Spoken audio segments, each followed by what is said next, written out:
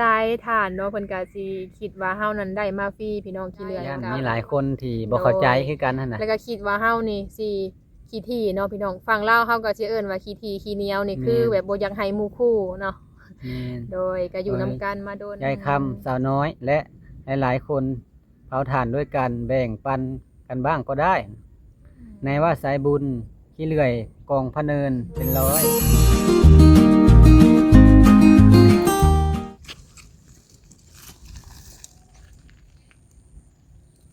โดยสบายดีเด้อพ่อแม่พี่น้องเบิดสุขสุขคนเด้อมาพบพ่อกับน้องละตีพี่น้องใส่แมสสีขาวเลยมื้อนี้ มาเข้ากับฐานเนาะว้าพี่น้องยังน้อยหนึ่งเฮาว่าป้าใบดังเองพี่น้องแล้วก็บ่ได้มาขวัดเอาเนาะคือเห็นหั่นแหละพี่น้องไปหลายทาง มาขวัดบัดนี้จ้ะแล้วก็สิมีรถใหม่รถบ่ใหม่เนี่ยเพราะว่าให้ขางมันพี่น้องเฮาบ่ได้ปล่อยภัยเด้พอได้ดังอยู่เนาะแต่ว่ามื้อนี้พี่น้องฝนตกแฮง ก็เลยว่าเห็ดให้ซุ่มๆหากว่าเป็นหยังเอาก็ให้มันแห้งก่อนจังดังก็ได้ ดังเองเฮาเนาะ เมื่อตั้งไขปากไว้ แม่นไปหลายทางพี่น้องไอ้นกกระเรียกเขาเองนี่แหละเห็ดหลายๆอย่างก็เลยว่าบ่ได้มาขวัดเอาอันนี้ค่ะเทียบไปด้วยมือก่อนแล้วเนาะ แม่น ขวัดไปด้วยมือก่อนก็ได้ดังอยู่ได้นี่ เป็นสอบปลายเห็นบ่จักนี่ ขาดหน่อยพี่น้องแล้วนี่แหละเขาหมักขวดการใหญ่นะ มันเบาโพดนี่บ่ว่ามันเบามันผัดสั่นโพดต้องยาวกว่านี้ มันเห็นให้เก็บขวดแข็ง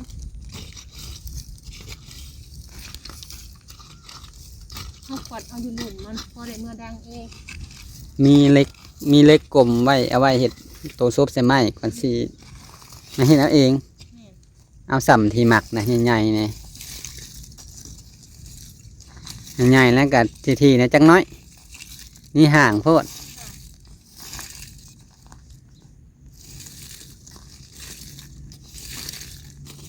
ตกเที่ยงอยู่ที่นี่ โอ้น้ำอยู่ในผัดตังพี่น้องโยดลงหลุม เต็มเลยเนาะ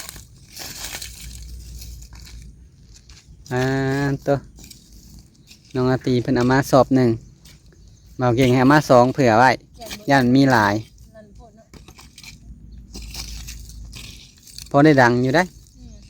พอได้ดังกาบมันนี่ก็เอาไปดังได้พี่น้องปนกัน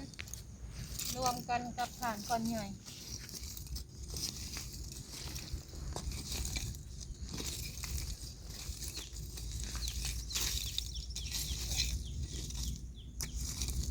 เห็นขี้ถ่านเอาซ่านออกแน่มันขึ้นหลายๆพี่น้อง นี่ บัดเอาพื้นมากองละหานใจผืดได้ยันบ่พอ ขนาดเขาจะเอาส่วนออกพี่น้อง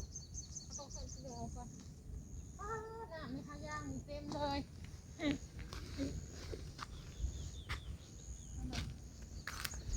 ร้ายเต็มเนาะ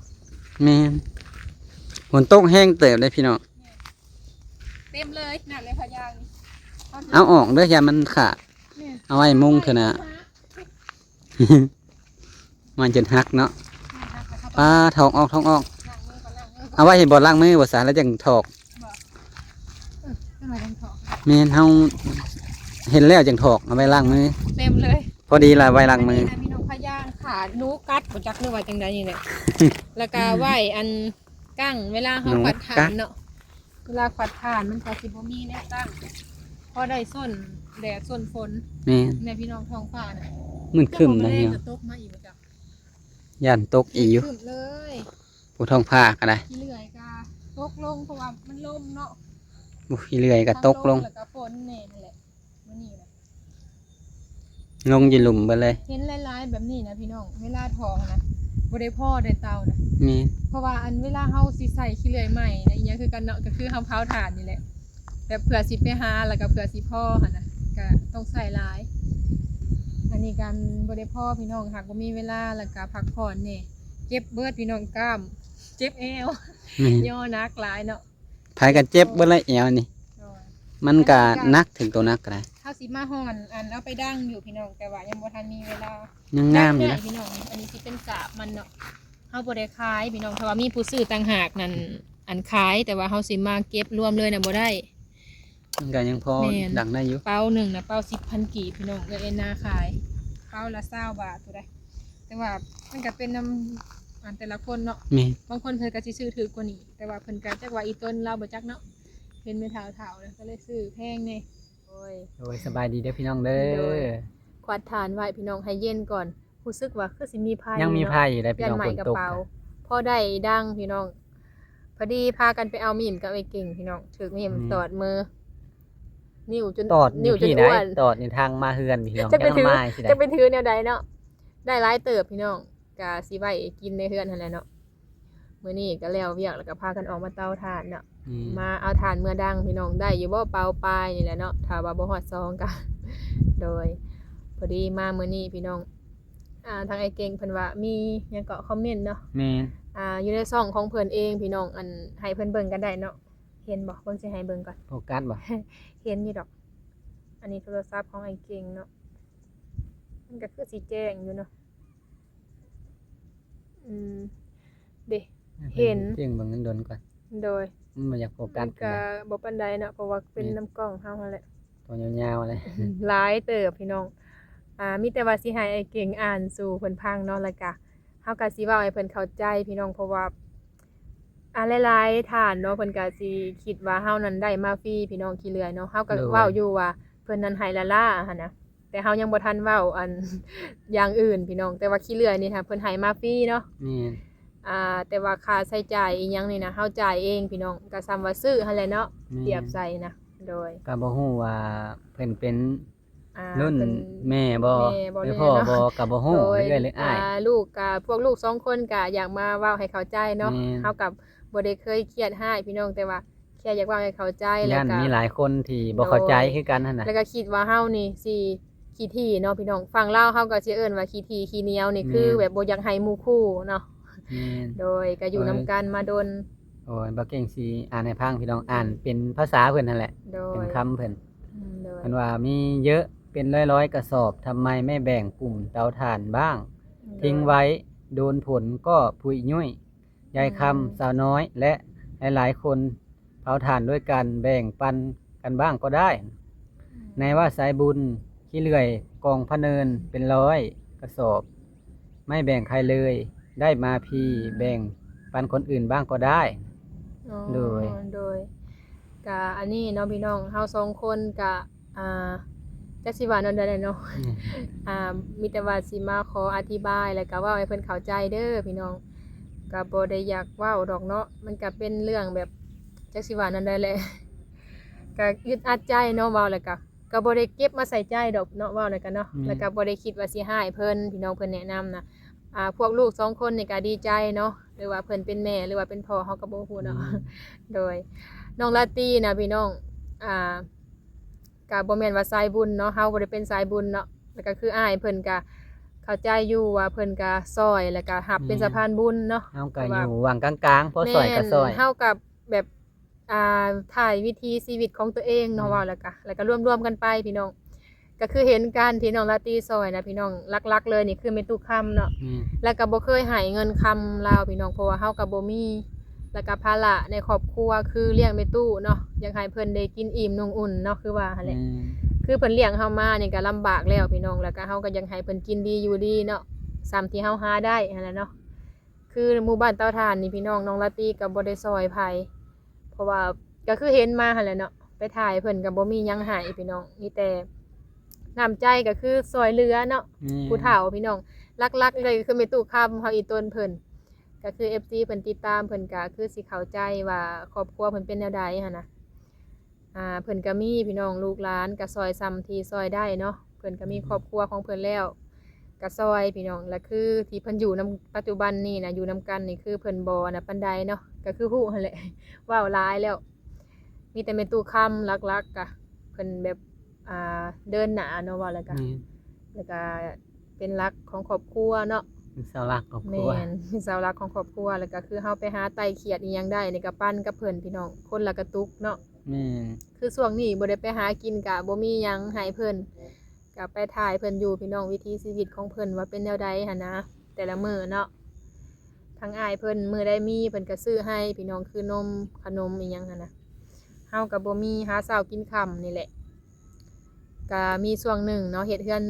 ของแม่บิ่งกับพ่อเพชรเนาะ แม่ ที่ว่าเฮาไปหั่นนะเพิ่นก็มีอันกบไม้อิหยังหั่นแหละเนาะเพราะว่าเพิ่นเฮ็ดเฮือนไม้เนาะ มีใส่ไม้หลาย ทั้งหลุมดินทั้งเทิงไม้เนาะแม่นบ่ มี โดย2ซ่านนั่นแหละกับมีขี้เลื่อยนะรวมกันนี่ประมาณป้าฮอด3-40กระเป๋าพุ่นได้40ซอบพุ่นแหละพี่น้องถ้าหลายๆเลยหั่นนะน้องลาตี้นะพี่น้องให้แม่ตู้ค้ำเบิดเลย เพราะว่าตอนแรกก็ยังบ่ทันขอแล้วก็ยังบ่ทันอันนั้นดอกแม่ตู้ค้ำเพิ่นหั่นแหละว่าเองว่าคือว่าเห็นขี้เลื่อยหลายหั่นนะแล้วบัดนี้น้องลาตี้ก็เลยคิดว่าสิให้เพิ่นเบิดดอกบ่เอาดอกว่ะเพราะว่าเพิ่นน่ะบ่มีแบบสิทธิ์หาได้คือเฮาเนาะ น้องละตีได้ถุงซ้ำนี่แหละถุงยาง เอาไปเฮ็ดพุ่นพี่น้องเฮาให้เพิ่นเบิดเลยแล้วเพิ่นมาเพิ่นก็ปั้นกับเอื้อน้อยเนาะ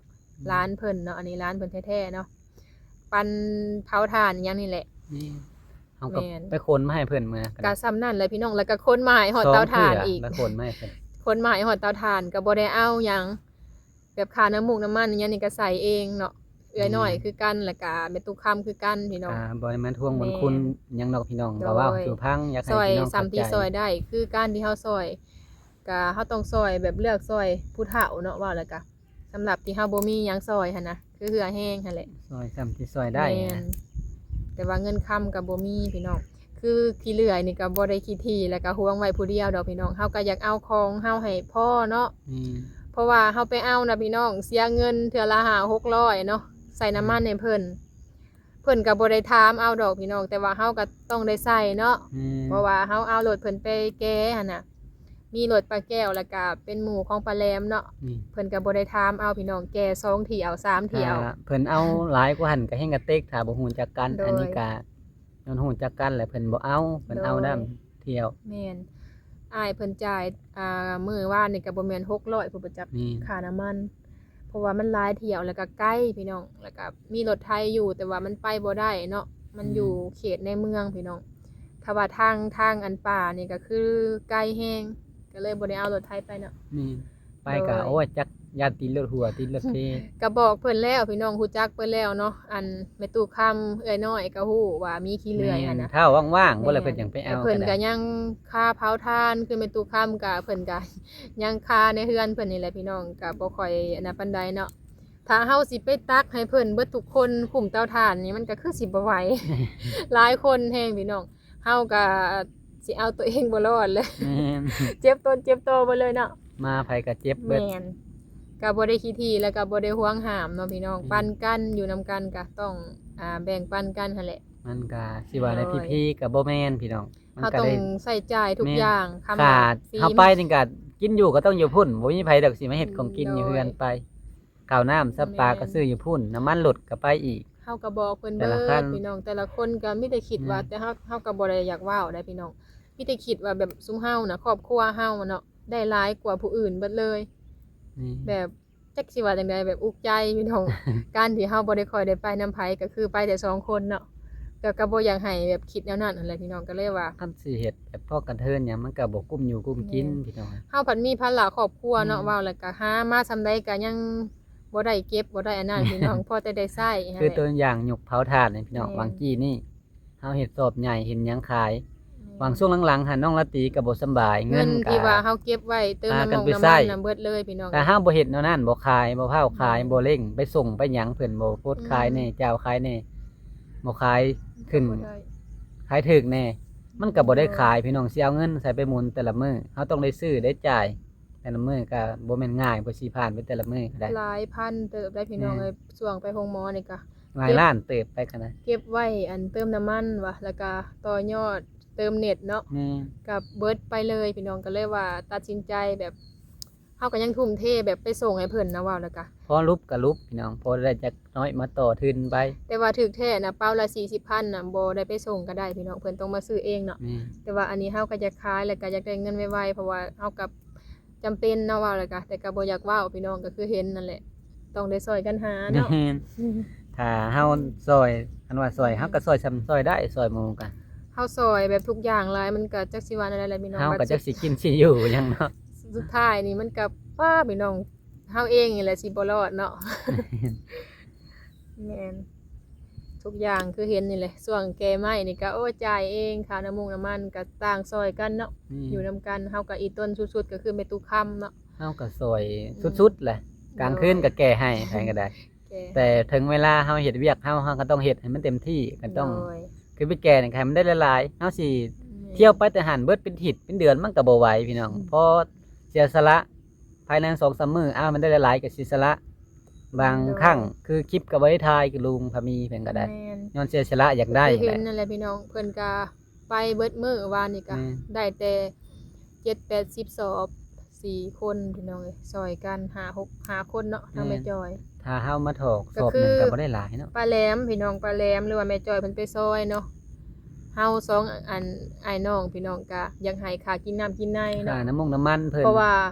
เพิ่นมาแบบนี้ก็บ่ได้เฮ็ดเวียกอยู่เฮือนพี่น้อง แม่น ไผก็เนาะไปซอยนะแม่จอยก็ให้พี่น้อง อืม ค่าน้ำมันเพิ่นว่านี่ก็ อ่า แสนกีบนี่ก็ถือว่าทางเฮานะพี่น้องเฮ็ดเวียกมื้อหนึงเนาะ ก็เลยว่าให้เพิ่นค่าน้ำมัน แต่เพิ่นก็บ่ได้เว้าเอาดอก ต้องได้ให้แล้วก็เฮาก็บ่แม่นว่าสิเว้าทุกอย่างพี่น้องมันก็คือฮู้หั่นแหละเนาะ แม่น เว้าหลายก็บ่ดีแต่ว่าอยากเว้าให้เข้าใจแล้วก็ หา อยากให้ พี่น้อง เข้าใจ ไปซอยแหละกัน เข้า สิ ใจ หา เฮาแน่เนาะมันก็คิดนั่นแหละพี่น้องบางทีก็คิดว่าโอ้แบบเฮานี่เฮ็ดผิดบ่แบบนี้หั่นน่ะเนาะแบบบ่ได้ให้ไผแล้วก็สิให้ซอยทุกอย่างหั้นนะ เฮาได้ลื่นหมู่ก็แบบ โดย บ่อยากดีนะได้หยังก็ได้ มันก็ป้าเฮาก็ถือว่าซำนี้แหละพี่น้องหาบุกบืนทุกอย่างเนาะอยากเห็นอยากได้ ถ้าว่าบ่หาบ่หยังเลยนี่คือสิบ่มีกินแต่ละมื้อ เห็นแนวนี้ก็คือพากันมานั่งก็ไข่ได้พี่น้องเอ้ย โดย ติดหัวกินยาไปขนอยู่กับมือ เฮาต้อง คืน แบ ก็ บ ได้ อันนั้นตัวเองเนาะว่าและก็ แม่ ถ้าว่าสิไปอยู่แบบบ่ได้เฮ็ดหยังเลยแต่ละมื้อนี่บ่ไหวแล้ว เพราะอดเฮ็ดก็เฮ็ด ค่าใช้จ่ายแต่ละมื้อต้องมาพี่น้องอีหยังคือกัน อันนี้ก็ยังบ่พอดอกนี่เช้าเมื่อยแล้วก็สิไปเอาอีกเนาะ อืม ทางเบิ่งแม่ตู้คำกับเอื้อยน้อยว่าเพิ่นสิไปบ่พี่น้อง เพราะว่าเพิ่นก็มีหลายแนวเฮ็ดหั่นแหละ แต่ละมื้อเนาะวัดท่านี่หยังเพิ่นประบนเพิ่นก็เป็นตัดไม้อีหยังแต่ละมื้อพี่น้องเฮาก็ได้เนาะต้องเบิ่งก่อนว่าเพิ่นค่าเวียกหรือบ่ปันกันพี่น้องผู้หนึงพอแล้วก็ถ้าพาอยากได้ก็คือไปตักเองหั่นแหละเนาะว่าแล้วก็ เฮาตักให้นี่บ่ไหวเด้อพี่น้อง บ่ไหวแล้วย่อก็บ่แห้งเนาะเจ็บเบิดเอวนี่นะย่อนะ ครอบครัวผู้เจ้านี่ก็สิเอาบ่ไหวแล้ว โดย ถึงแบบซอยเพิ่นก็ซอยเด้สุดสำสิซอย ทุก สำ อ สิ ย่าง ซอยได้ ก็คือเห็นเนาะเพราะว่าเพิ่นซอยเฮามาก็เฮาก็เลยคิดว่าแบบ อืม ทำบุญแล้วก็ตอบแทนเพิ่นเนาะด้วยน้ำใจเฮานี่แหละเฮาบ่มีหยังก็แบบนั้นเนาะก็เลยคิดใส่ว่าอย่าแล้วเฮาบ่ได้หยังก็อย่าว่ะค่าน้ำมูกน้ำมันนี่คือบ่ได้เอาเลยพี่น้องคือแก่2เที่ยวนี่นะต้องได้เติมเนาะ แม่น ไก่แห้งน้ำมันบอนแก่ไม้ก็ คือไล่แต่นี้ไปพุ่นก็ประมาณ โดย คัน2เถื่อก็รุ่น2ลิตรพุ่นแหละ แม่นบ่ได้ขี้ทีแล้วก็ อืม บ่ได้ห่วงห้ามพี่น้องขี้เลื่อยก็ปันกัน แต่เฮาต้องคิดว่าเพิ่นสิไปหรือบ่หั่นแหละต้องถามเพิ่นก่อนบางทีเพิ่นค่าเวียกก็เทื่อหน้าเนาะ แม่นเอาซอยบางทีก็มันบ่ได้หยังดอกพี่น้องเฮาซอยเห็นเฮาถ่ายคลิปก็ได้ คือ เงิ เพิ่ น นเห็น ขึ้นมันก็บ่ปานนั่นค่าน้ำมันค่าหยังแต่เฮาอยากซอยด้วยความ คือ จริงใจ เว้าความจริงเลยพี่น้อง คือเฮาไปถ่ายเพิ่นเนาะคลิป1 2คลิปพี่น้องบ่ได้ฮอดอัน40 บาท บ่ฮอดพี่น้องให้ยืนยันหยังก็ได้เพราะว่าวิวเฮาบ่ได้ฮอดหลักหมื่นเนาะ แม่นถ้าเป็น บ่ หมื่น ขึ้น ขึ้นก็สิใครอยู่ กับการอันเบิ่งโฆษณาเนาะเว้าแล้วก็คือการเฮาอันวิถีชีวิตของตัวเองนี่ก็โอเคพี่น้องเว้าแล้วกันเนาะก็โอเคอยู่ แต่ก็แค่ถ่ายรวมๆกันพี่น้องเฮากันเลยก็อยากให้พ่อแม่พี่น้องเห็นว่าเพิ่นแบบดิ้นรนทำมาหากินน่ะนะเนาะแล้วก็เฮาก็บ่มีหยังไปให้เพิ่นมีแต่น้ำใจก็สำนั่นแหละ มีแต่เฮาอยากอธิบายให้แม่หรือว่าพ่อเพิ่นเข้าใจเด้อเนาะกับลูกๆก็บ่ได้เครียดเนาะ แม่น ก็ดีใจแบบก็แค่อยากให้มาอธิบายเรื่องขี้เลื่อยพี่น้อง แม่น ค่าใช้จ่ายนี่หลายแฮงค่ะถ้าไปร่วมเบิดตั้งแต่อันไปไว้อยู่เฮือนกลับมานี่นะสิฮอด 3,000 แล้วบ่จัก เป็นเงินบาทเนาะ แม่น พอแห้งพี่น้องแล้วก็ค่าน้ำมันเฮาไปแล้วก็ซื้อของกินซื้อน้ำกินแต่ละมื้อหลายๆอย่างเนาะจังไดก็ประมาณนั้นแหละพี่น้องบรรยากาศมื้อนี้ก็คือฝนสิตกก็ได้พี่น้องบัดนี้บรรยากาศก็ได้ผู้อันท้องฟ้าพี่น้องฝนฮากะเซามาเก็บเอาทานดัง อันนี้ก็ได้80ปลายเด้อพี่น้องเอ้ย80ปลายเป่าฝนตกแล้วก็ตกลงมาพี่เบิดเลยกระเป๋าก็ได้นักเป็นนักเดี๋ยวนี้กระเป๋าก็ตึงพี่น้อง นี่ถ้าทำไปถอกเบิดนี่กายังบ่พอดอกเนาะคือสิมาตื่มหลายอยู่ บรรยากาศเนาะมื้อนี้กะโอ้ ตกเบิด แมนอันนี้สิเป็นสวนผักของเอยซาพี่น้องเพิ่นปลูกไว้ก็พอได้กินได้นี่พอได้กินในครอบครัวหมู่บ้านเตาถ่านเฮาพี่น้องโอ้แบบฝนตกอีหยังละกะใบไม้ป่งเนาะเขียวงามแฮงเลยอันนี้สิเป็นสวนอันกล้วยประบนเนาะเพิ่นปลูกไว้หลายเติบพอได้ใช้แล้วนี่โอ้ถ้าฝนตกใส่นี่ก็ไข่แน่พี่น้องมันก็สิเขียวงามอันนี้ก็ย่อบ่ขึ้นเลยแหละบัดนี้ ฝนตกใส่ ถืออันฝนแล้วก็ย่อบ่ขึ้นเลย มันแดดๆจังน้อยก่อน พอดีแล้วเฮาก็พักผ่อนแอว ป้ามาภายกะบ่ได้แบกโดนนะพี่น้อง แม่น ไปแบก2-3มื้อมาหลังเฮ็ดเบิด หลังก็เด้สิบ่แล้วเนาะ บางสอบมันก็ตกอยู่รุ่นอย่างฮอด40 แม่นฮอดเลย มันสอบฮอด มันหนัก ถ้ามันบ่เปียกก็ไข่นี่อันนี้ก็สิไว้เอาไปดังจนมีเวลาพุ่นละสิมาห่อนเอาพอได้ดังเนาะฝนตกใส่น้ำก็ขึ้นพี่น้องแล้วก็ตอนเพิ่นดูดน้องไงพอดีได้น้ำใส่เต็มน้องเลยบัดนี้ใส่ได้นี่ต้องมาขับนี่นำน้องพี่น้องก็ได้ฮดผ่านในยังก็อยู่นี่แหละไผกะคุมเตาถ่านนี่กับป้าพี่น้องหลายได้ถ้าไปไหลมากะหลายเตาเติบไผกับมะพร้าวเพิ่มเนาะหลายแหงบ่แม่นฮอดอันหา6ผู้บ่6เตาผู้บ่มีเอ้อยน้อยแล้วก็แม่ตู้ค่ำแล้วก็น้องปลาบนเพิ่นก็มะพร้าวพี่น้องแล้วก็ปลาบนแล้วก็ไอ้ซุกเนาะแม่ตู้ค่ำอีกหลายคนบรรยากาศอยู่เตาถ่านเด้อมื้อนี้ค่ะพี่น้องเอ้ยจังได้กะน้องลาตี้กับสิขออันจบคลิปก่อนเด้อพี่น้องเด้อเนาะจังได้กะคือว่าวหั่นแหละเนาะกะขอขอบคุณเพิ่นหลายๆเนาะที่เพิ่นแนะนำแล้วก็ให้กำลังใจเด้อเนาะโดยจังได้กะสิพากันไปพี่น้องมื้อใดอันว่างพุ่นแหละแม่ตู้คำเพิ่นก็ยังคาเวียกอยู่ ไปตักน้ำกันพี่น้องแล้วก็ปันกันเพราะว่าของเฮาก็ยังบ่แล้วก็เลยว่าบ่เห็นไผไปเอาเนาะยังบ่ทันได้พอเลย โดยเอาคลิปนี้ลาไปก่อนพี่น้องขอกล่าวคำว่าสบายดี